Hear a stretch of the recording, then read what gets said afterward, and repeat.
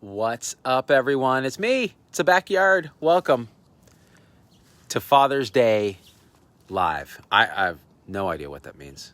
Normally, I would be doing this just for Supporter Tribe, but Facebook is glitchy and I don't trust it to actually do that. So I figure let's just go live to everyone and supporters can watch too. And you guys know I love you no matter what. So Pamela is here watching, creeping.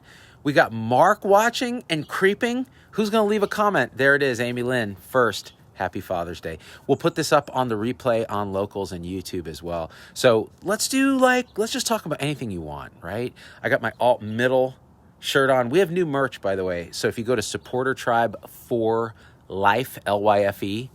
LYFE.com, you can check out all our new alt middle gear, and there's a Am I Canceled Yet shirt, which is kind of cool, and a big Z with our little thought cloud thing. So a lot of cool stuff if you're into that. But if you're not, don't. Hey, Ashley Stewart, thank you for the love. Kathleen Jipe is here. 500 stars from Kimberly Ogden. Thank you so much for supporting our show. And Michelle Caballero hits me with the stars as well. Jojo Frasiello. That's a beautiful name. So to all the fathers out there, happy Father's Day. I don't know where Father's Day originated. It must just be some made-up holiday, kind of like Valentine's Day or Mother's Day or Pickle Day, Pickle Rick Day. There's a day for everything. Thanks, Michelle, for the stars, and Amalia Capsalis. So, hey, a few things. Gosh, what can we say? So this week we did a few shows more on the sort of awakening thing, which we can talk about. Marty McCary, Dr. Marty McCary, who you may recognize from such hits as All Over the News all the time during the pandemic, has been right about many things, if not most things he said about pandemic. We did a show, and I just posted on Facebook a weekly summary of our last week of episodes, where he talked again about a lot of the stuff that he's done in his book, The Price We Pay, about how healthcare is so screwy with regards to money. So all the different money games we play in healthcare, like insurance and hospital systems negotiate these secret prices, which aren't transparent. They can't tell you what the prices are.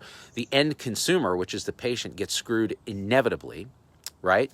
And how we might actually fix that. So first of all, 30% of what we do in medicine doesn't work, or it causes harm.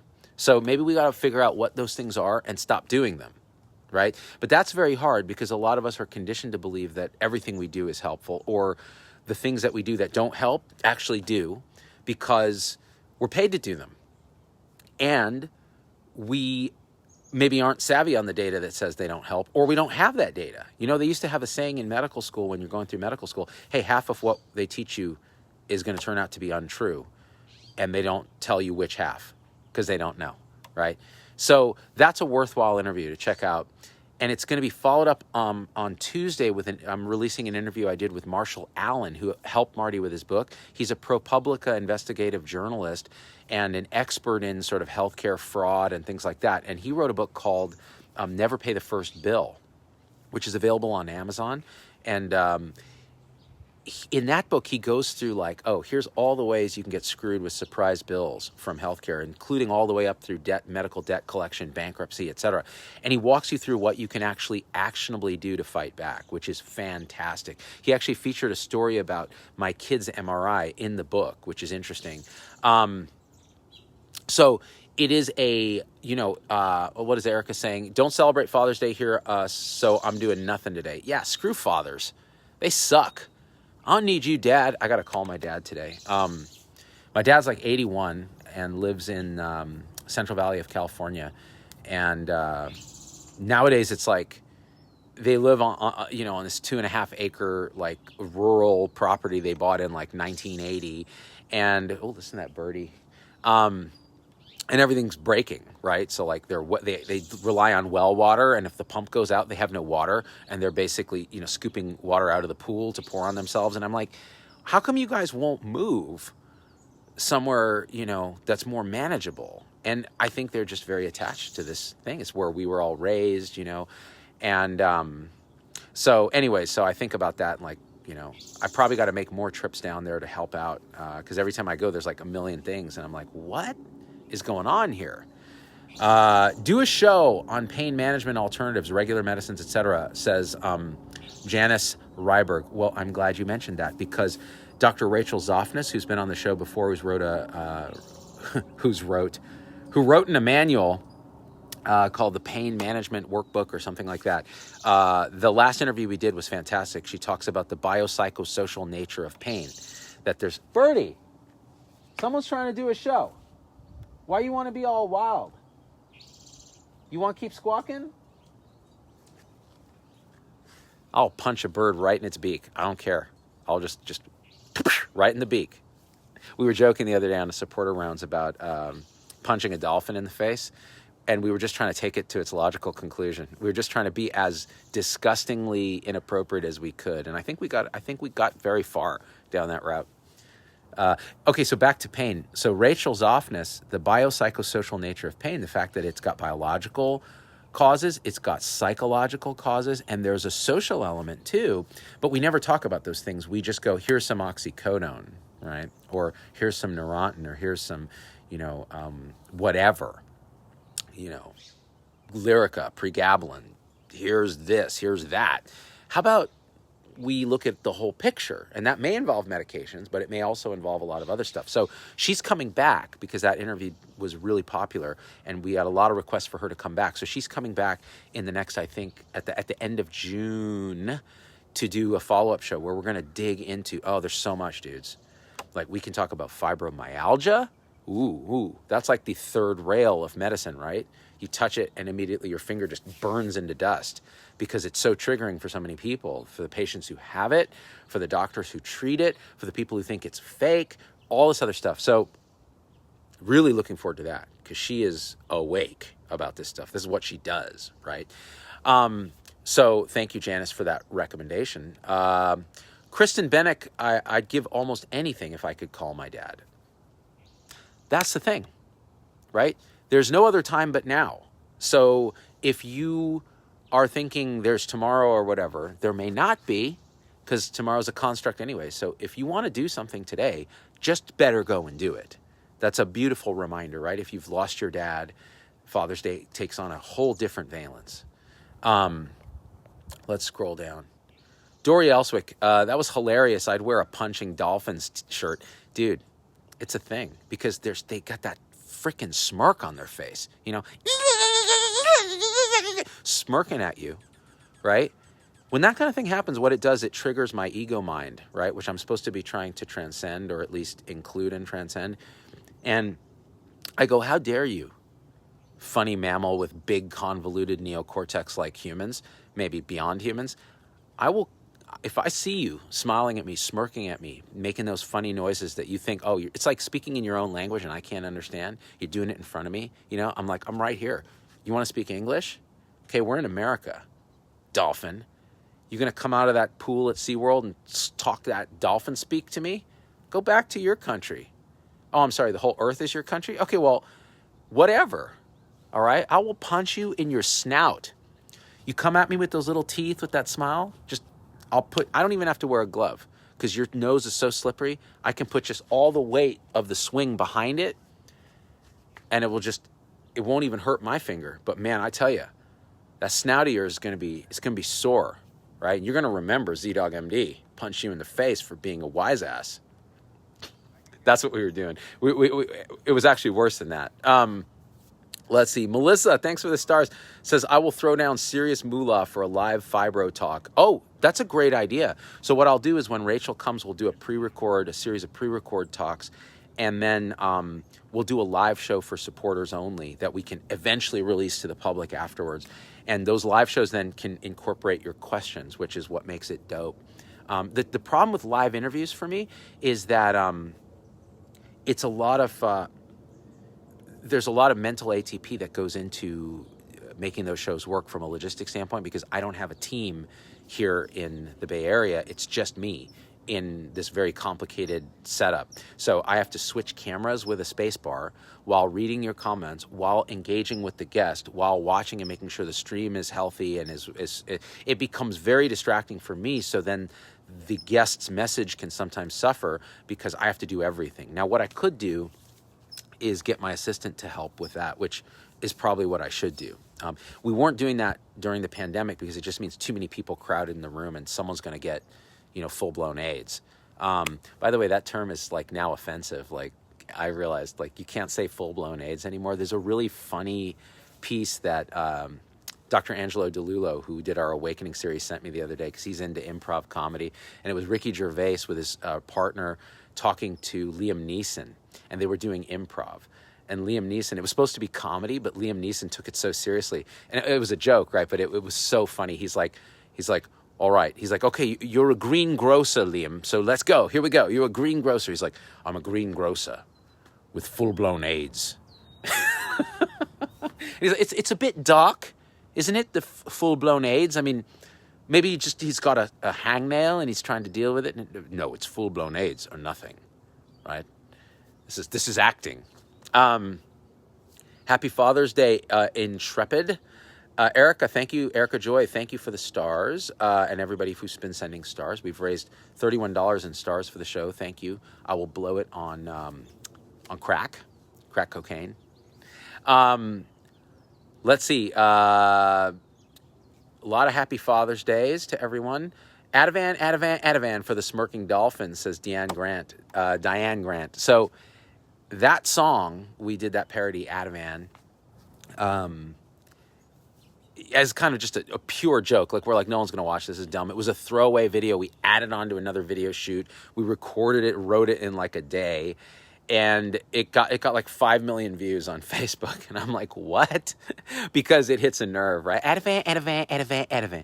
Belt full of meds. Call me Batman. I don't know. I've stopped doing music videos because no one seems to watch them anymore. Everyone's into like the TikTok short little dancey music thing with the clever stuff. I don't have a TikTok sensibility. I just can't do it. I've tried. I'm like, no, that's not me. I can't do things that aren't me. That's why I don't do TikTok. I don't do Clubhouse. I no longer, do the meme thing on Instagram. I just do videos and different things like that, live shows on Instagram. So I can only do what's me, and if I try to not be me, then it sucks. Or I have to have someone else do it, which that's no good, because that's literally not me. Let's see. Oh, thank you, Michelle Caballero, for the stars.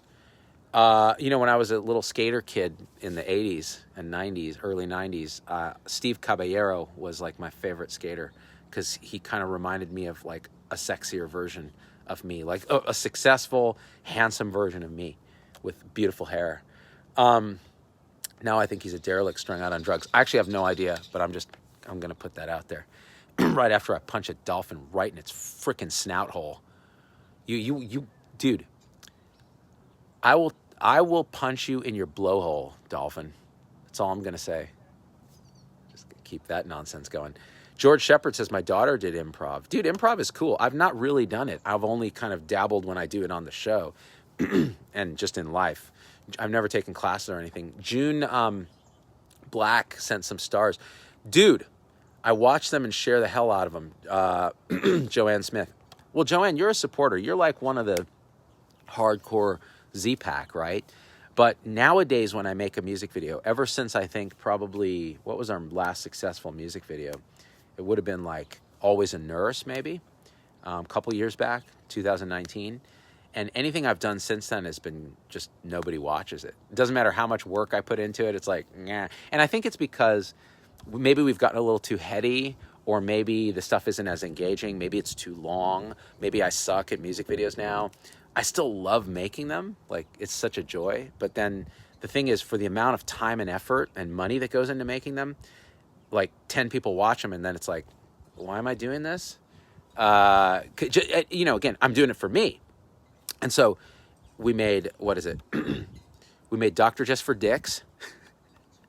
Ooh, I'm a doctor just for dicks now. About urology.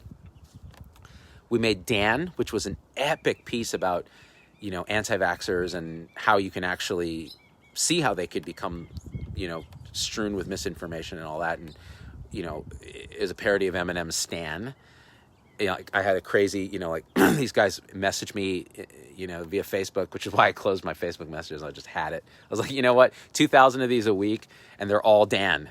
They're all Stan. Like, hey Z, how come you don't write me back, man? I'm like, because there's 2,000 messages, and I can't actually make a show and write all these. And most of these messages are, it's just people who, there's the button to message me on Facebook, and they're just like, I'm gonna click this and say some shit to this bald clown.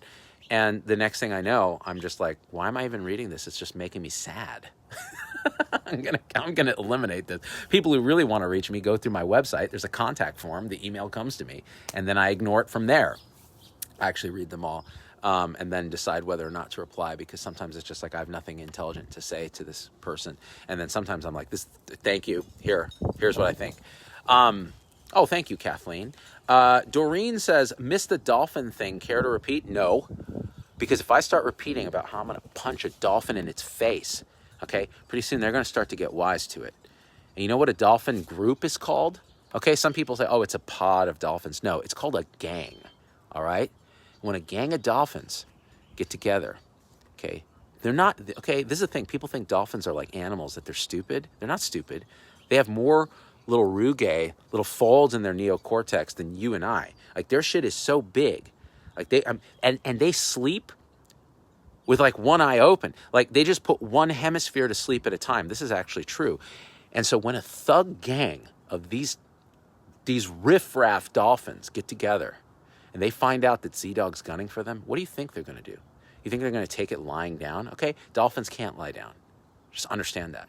They go to sleep by putting one hemisphere at a time to sleep, so they're still wide awake. So you try to come up at a dolphin with maybe a shank, and you're like, I'm going to cut you, dolphin.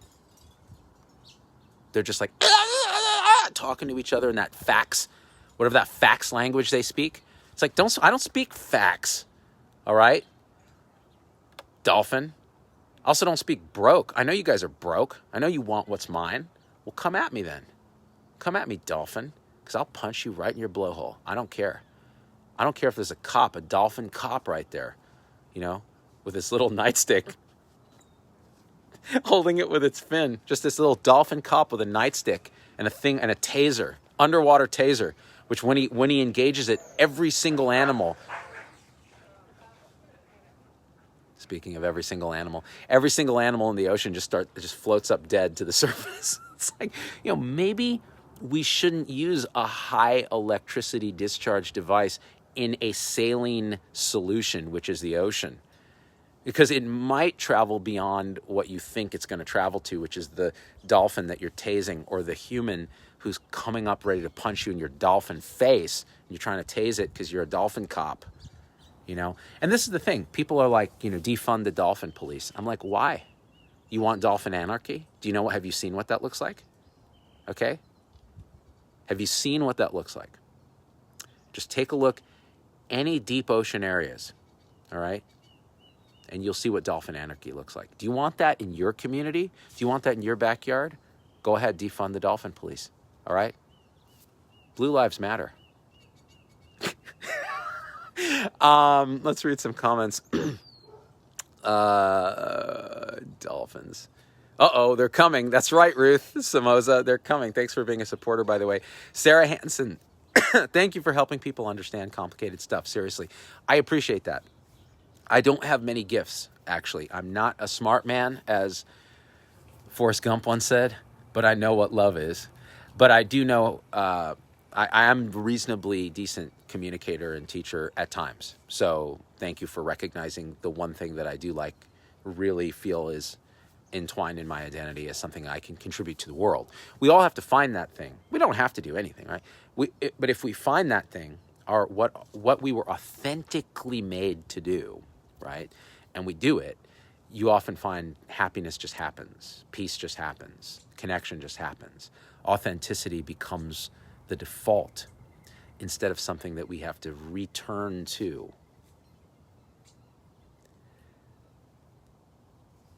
So it's almost like by being who you are and actually surrendering to what it is that you do best. And it is an act of surrender. It's not something you have to grasp for. It's surrendering into a flow state of what it is you really are. you almost open a hole in the universe through which a voice speaks that isn't yours. In other words, it isn't this separate self's voice, this ego's voice. It's just truth speaking out through you. And when you can get into those flow states, whatever it is that you do that generates that for you, that's your thing. That's the authentic you showing itself, showing up in the world. And when you connect with others authentically like that, then something magical happens. And so for me, that thing is, I think it might actually be this.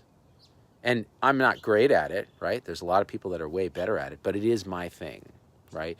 And then for me, the kind of humor elements and the music elements and all that is like a tapestry that has been built over my life since I was a kid that then comes together right now to do whatever it is I'm trying to do in that moment. And sometimes it's teaching about complicated stuff. So that was a long way of responding to that one comment. Happy Father's Day, by the way, for people who are just joining. Let's see. Naomi. Oh, wait, no. Debbie Castello says, leave the dolphins alone. Oh, you know what, Debbie? You tell them to leave me alone first. All right? They drew first fin. Stephanie Lappett saved the dolphins from Z. That's right. But see, this is the thing. This is the difference. All right? Some people are cowards. Like these fishermen with their big dolphin nets. They're catching tuna or whatever, and they're ensnaring dolphins. That's not a fair fight. Okay? A fair fight is where you be a man. All right? As Russell Peters said when he's doing his like Cantonese guy routine, like he's like, hey, be a man. Be a man. You got to grow a mustache, like a handlebar manly mustache. Throw away your dolphin net. That's cowardly shit right there. And you go underwater. First of all, no scuba gear, because that's cheating. All right? It's not like the dolphins come on land with like a helmet on with a bunch of water. Of course they breathe air, but who's counting? It's not like they come on air and try to F with us. So if we're going to go into their world, we play on their terms. But we do it fair and square. Fisticuffs. Just pop right in the snout. And if it wants to come at you, if it wants to headbutt you in the sternum and basically cause an electrical impulse in the heart that stops your heart, because that's their trick. This has actually happened, all joking aside. People have died because sometimes dolphins get carried away and they will ram a person right in the chest, and they go really fast and they weigh like 500 pounds. And it can stop your heart because it can cause like a precordial thump that can, and this has happened in actually, so this is a little medical thing. So remember that the heart has an electrical system, right? And if you give it a physical impulse, so like a thump as hard as you can right on the chest, sometimes we do that when a heart's stopped because it can reset the electrical system and interrupt ventricular fibrillation and allow the natural impulse of the heart conduction system to resume. But the opposite can also happen. So you can physically cause a electrical impulse that leads to chaos or ventricular fibrillation, and people can die. So this has happened on in tennis matches, professional tennis matches. Somebody on the sidelines gets hit in the chest with a ball that's hit by a professional tennis player that goes, X dozens of miles an hour, and they can die. They've had cardiac arrest. So it's kind of an interesting thing. Hey, Dr. Young, goodbye, and thanks for all the fish. A little Hitchhiker's Guide reference never killed anyone. Let's just mix it up a bit here. Why not? The sun's starting to get a little HOT, you know what I'm saying? Let's see. Blongview says, LMAO, I love the dolphin analogy. You're the best, Z-Dog. You're the best. Thanks for joining us. Judy, who's a supporter, says, if you start becoming some sort of guru type, that may be the end of our relationship. I'm just not into the people who think they've found the truth. Well, neither am I. I was watching Deepak Chopra just to see what he does the other day, and I was like, and he's got his own path, right? And he's a doctor. And I was so put off. It's just like, I hate every minute of this. Like, this feels so inauthentic. It feels preachy. It feels religion-y. Like, everything about it just makes me uncomfortable. That's not me. You guys kind of know who I am, right? But the thing is, I also am authentically, I have to tell you what I'm into. And I'm into transcending the self, which means I can't not talk about it. Because by not talking about it, I'm not being authentically me. So if that's something that you hate, you probably should unsubscribe or just dip in and out and see if I'm talking about something else. Because authentically, that's not the only thing I'm interested in, right? It's just one of the top things I'm interested in, and it's the stuff I want to talk about.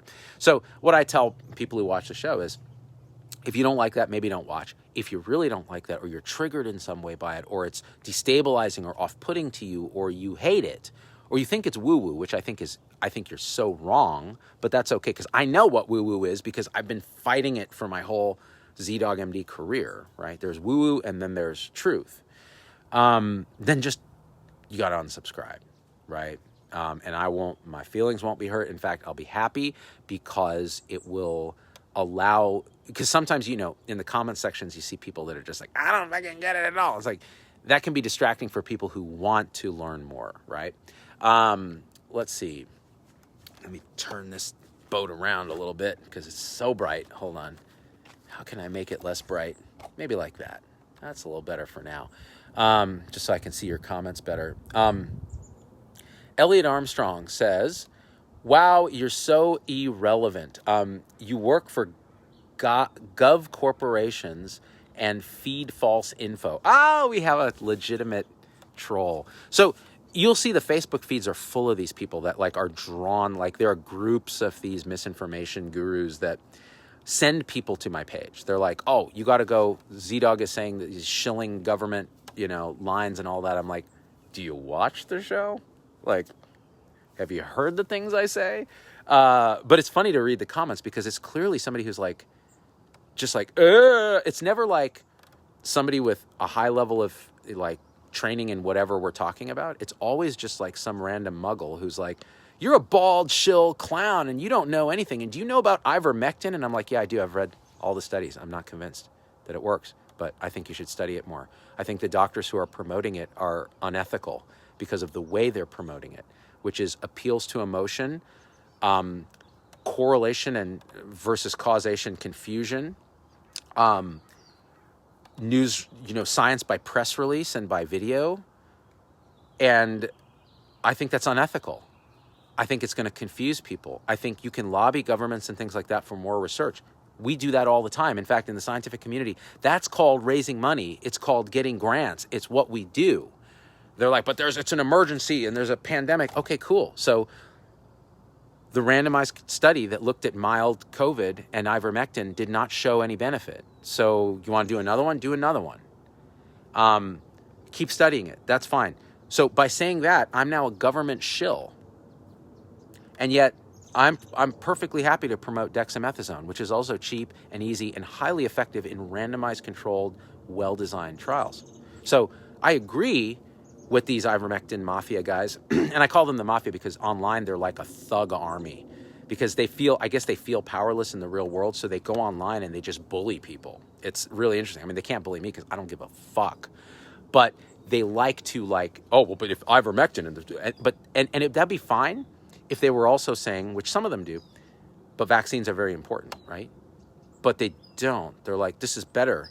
We should just treat with this miracle drug. It's like, okay, then how many people are going to die because the gold standard trial hasn't been done, and when you do that, you find out it doesn't do shit, or it does much less than you thought, right? So this is why that stuff really bothers me. And again, what skin do I have in that game? If ivermectin actually worked, you don't think I'd be out here saying, yeah, dude, ivermectin for everyone. It's cheap. It's super safe. It does have drug-drug interactions with Coumadin and things like that, but you can deal with that. It's not the end of the world. Come on, guys. Really? And I love the people that are like, oh, you're paid by pharma. Okay, show me that. Where? I wish. That'd be great. Actually, I don't wish. I've been offered things, and I say no. I don't care about pharma. There may have been a time in my life when I would have been tempted by that kind of money, right? Because it's very tempting. You don't think Dr. Oz takes a shit ton of pharma money? I happen to know for a fact that he does because, you know, it's easy to do that. It's very seductive. And quite a while ago, I realized, how much money do you really need? Like, this is my backyard, right? I purchased this place in 2006 when we were just two doctors making a doctor living. And I'm an internist, so I'm not like a super specialist. My wife was a radiologist, but she was still in training.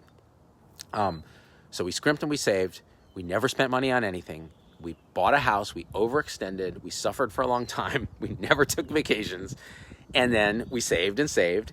And then what's interesting is, by doing what I actually am passionate about, we actually made reasonable living. So doing talks, ad revenue on these videos, supporter tribe, which pays all of our expenses.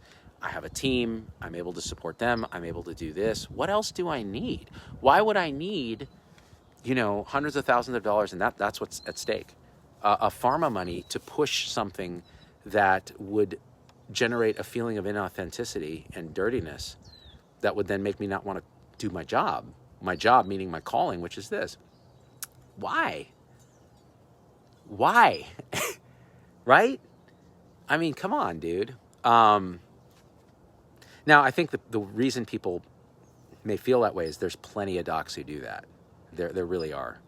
There really, really are. It's easy to do. I mean, I've done sponsorships early on in the Z-Dog thing that I really regret. Like, I'm just like, ugh, why did I take their money?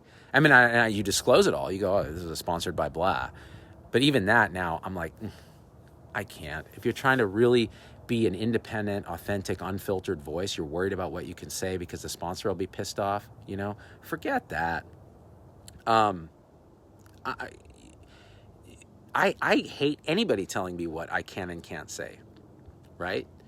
So anyways, that's my take on that. You know, either you believe me or you don't. Either you think I'm authentic or you don't. Either you feel into it or you don't. And honestly, I don't care.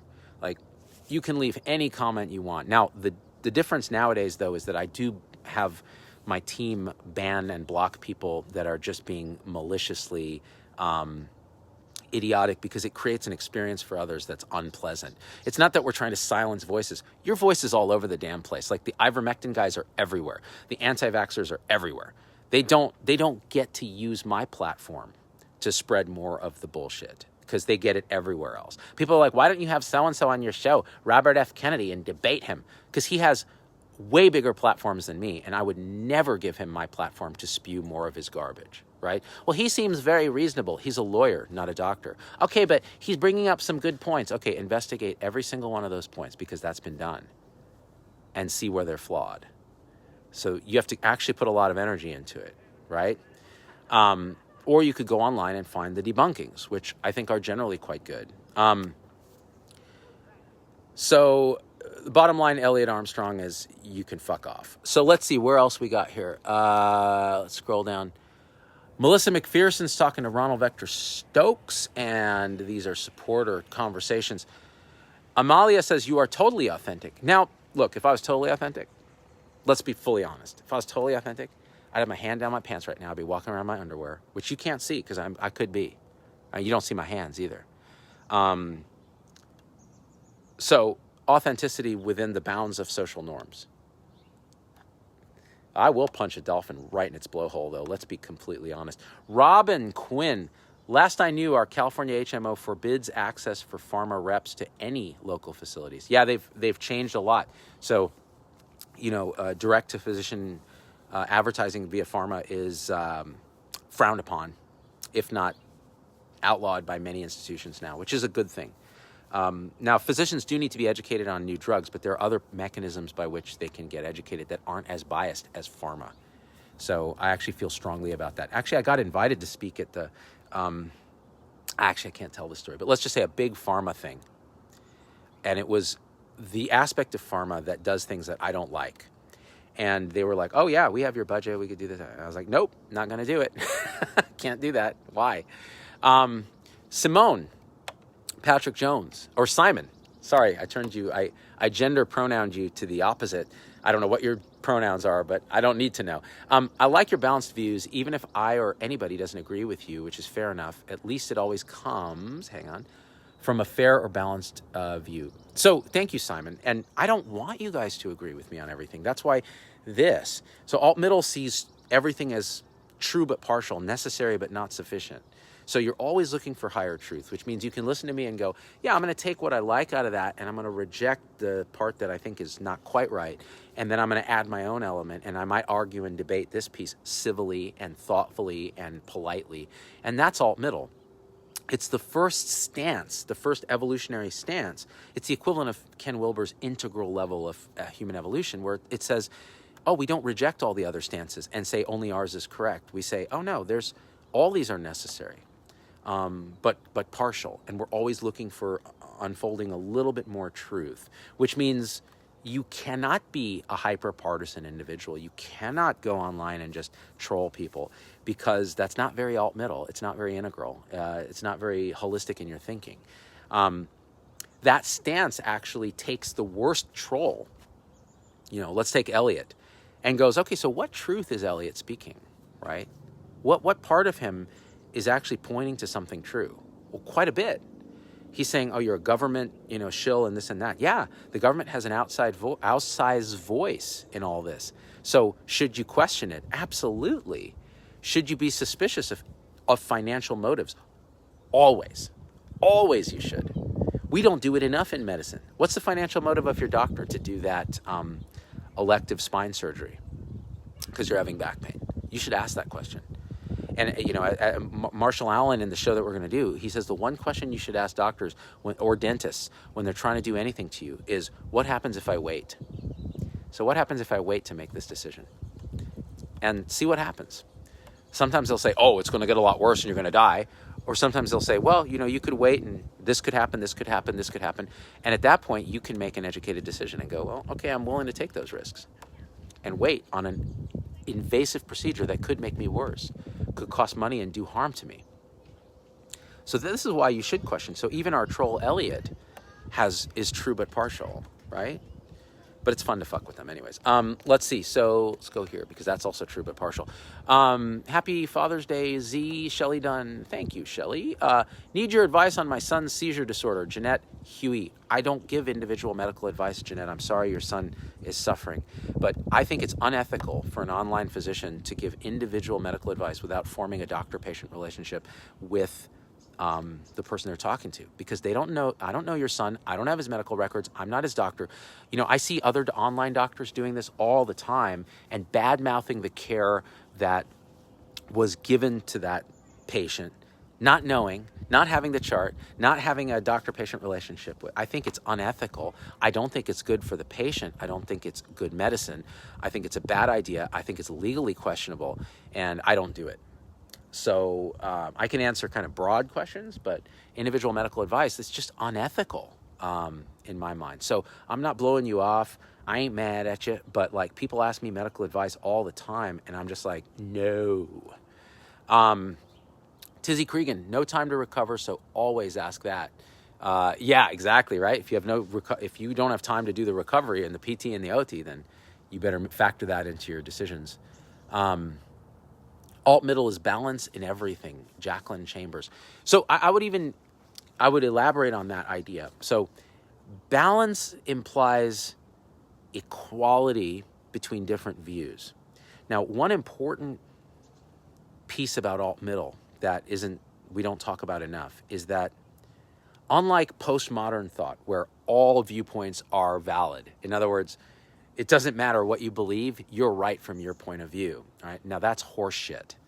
That's aperspectival madness. It means that if everything is equal, all viewpoints are equal. That means the Nazi over here is the same as, the Mother Teresa over here or whatever. It's simply not true. There are things that are more true, more inclusive, more whole, better for conscious beings and their flourishing than other things. Which is why when we say true but partial, you could say, okay, Nazism. There was, a shred of truth somewhere in there. I can't find it, but it must have been there. But it was so wrong and so partial that you had to transcend it right away. Like, no, sorry, this is terrible. Next, right? And so balance in everything means a balanced sort of approach to learning, to holistically looking at things. But it doesn't mean you don't take a stance and say, this is more true, right? And that's important. That's an important distinction, because otherwise what it is just a wishy-washy centrist kind of BS, and that's not what it is. And it doesn't even correspond to centrist politics. You can be a social justice activist, or neoconservative, jingoists, or I don't know what the word jingoist means, but I heard it somewhere, or a conservative farmer in the Midwest and be alt-middle as hell. And actually, when I look at my tribe on Locals and on Facebook and on YouTube, the supporters, that's what I see. I see all politics, but all alt-middle. Like, really remarkable. So the way they approach things is alt-middle. And that's what we want. That's really what we want. All right, I think I'm going to go do some Father's Day stuff with my family inside the house. And actually, Jim says it best. Jim Goki says, balance doesn't get clicks. That's true. Social media. Let me end on this, because this is important. One of the great tragedies of recent era is the weaponization of our innate tribalism by social media. So in order to get clicks on social media, you have to divide, hit emotion, outrage. So outrage porn, sharing that meme that gets everybody pissed off, or that article that gets everybody pissed off, is rewarded on social media by hacking our dopamine circuitry, by giving us a burst of dopamine when we get some likes or someone shares our stuff, or we win an argument by having our own tribe rally around us and go, hell yeah, those people are dumb, those anti-vaxxers suck, blah, blah, blah, blah. Very easy. But what it does, it creates more polarity, more tribalization, less alt-middle, because it doesn't sell. And we've got to fix that. So watch my video on the social dilemma on my website. Just go to zdogmd.com and check it out. Now, last pitch. 2 things. 1, join our supporter tribe, because that's how we fund everything, but it's also the dopest group of people that are alt-middle in the galaxy. Just go to zdogmd.com/supporters. And the third thing is, we've got new dope t-shirts designed by supporters, Risa and Liliana and Ronald Vector Stokes and all these guys that are in the supporter tribe. They designed the gear. And I'm just like, yay or nay. And then Risa creates the store with an assist from LLC.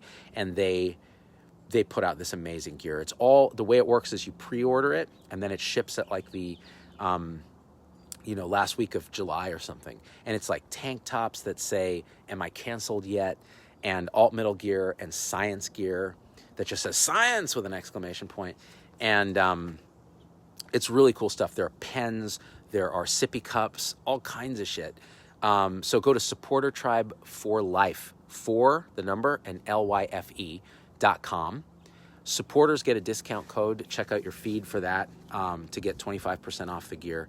And that's it. Share the video. Love to see you guys. I'll put this up on YouTube and Locals as well. And have a wonderful Father's Day to all the dads out there, and to everyone who's missing their dad. Thoughts go out to you. It's, they never really leave, right? All times exist now. Nobody's gone. Nothing of any value is destroyed. All right? Love you guys. Until next time. Here's a little view on your way out.